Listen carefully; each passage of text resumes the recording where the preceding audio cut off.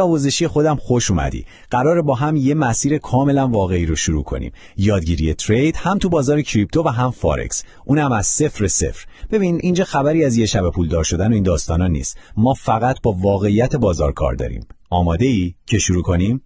این یه شعار تبلیغاتی نیست، این یه قوله.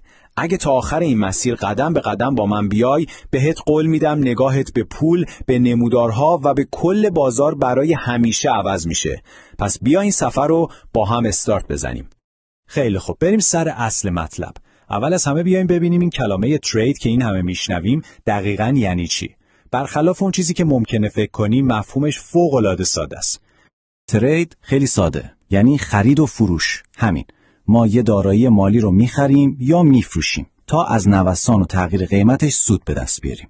یعنی پیش بینی میکنیم قراره گرون بشه پس میخریم، یا پیش بینی میکنیم قراره ارزون بشه و از اون کاهش قیمت سود میکنیم. کل بازی همینه، سود کردن از این بالا و پایین رفتن.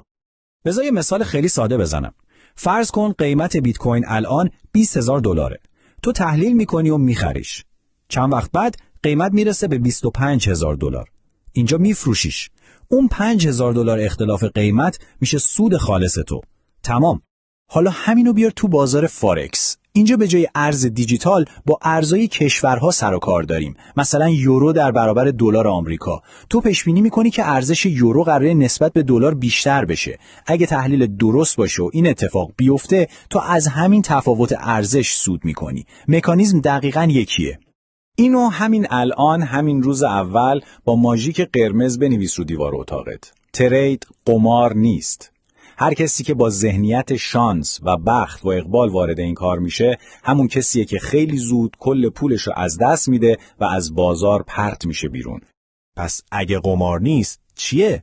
ترید یک مهارته. یک مهارت کاملا حرفه‌ای که از ترکیب 3 چیز به وجود میاد. علم تحلیل بازار، نظم آهنین برای پایبند بودن به استراتژی و از همه مهمتر کنترل کامل روی احساسات، یعنی ترس و طمع. این 3 ضلع مثلث موفقیت تو هستن. بسیار خب، حالا وقتشه با یه حقیقت تلخ ولی فوق‌العاده مهم روبرو بشیم.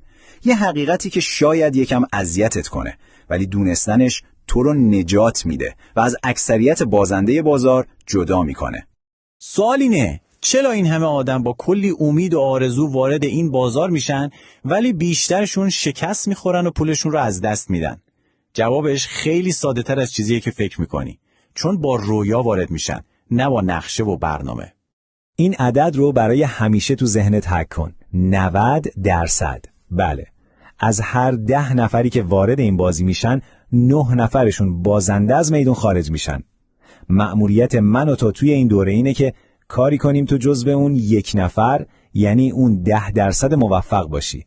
دلایل این شکست 90% هم کاملا مشخصه. بدون هیچ دانش و آموزشی شروع میکنن، چیزی به اسم مدیریت سرمایه بلد نیستن، با هر بالا و پایین شدن قیمت دچار ترس و طمع میشن، دنبال اینن که یه شب پولدار بشن و از همه مهمتر اصلا صبر ندارن.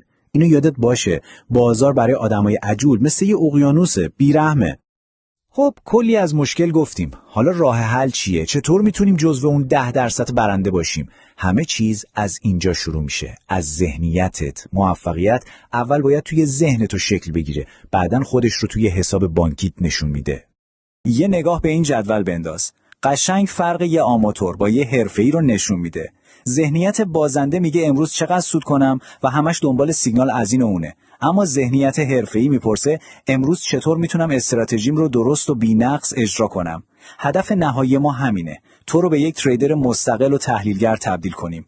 خیلی خوب، حالا که ذهنمون آماده شد، وقتشه نقشه راهمون رو پهن کنیم روی میز. این دقیقاً مسیریه که قراره قدم به قدم با هم طی کنیم تا از نقطه 0 به سود مستمر برسیم. مسیرمون این شکلیه.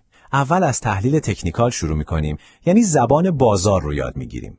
بعد یاد میگیریم کی و کجا به شکل حرفه‌ای وارد معامله بشیم.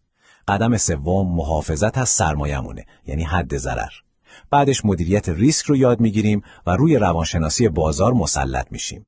و در نهایت تو سیستم معاملاتی شخصی خودت رو میسازی. این نقشه گنج توئه، به شرطی که برای این سفر متعهد باشی. و حالا میرسیم به مهمترین، به طلایی‌ترین قانون کل این بازی. اگه قرار باشه از جلسه امروز فقط و فقط یک چیز یادت بمونه، باید همین باشه. ببین، لازم نیست تو نابغه ریاضی باشی یا دکترای اقتصاد داشته باشی. استعداد خوبه، ولی استمرار بازی رو برات میبره. همین.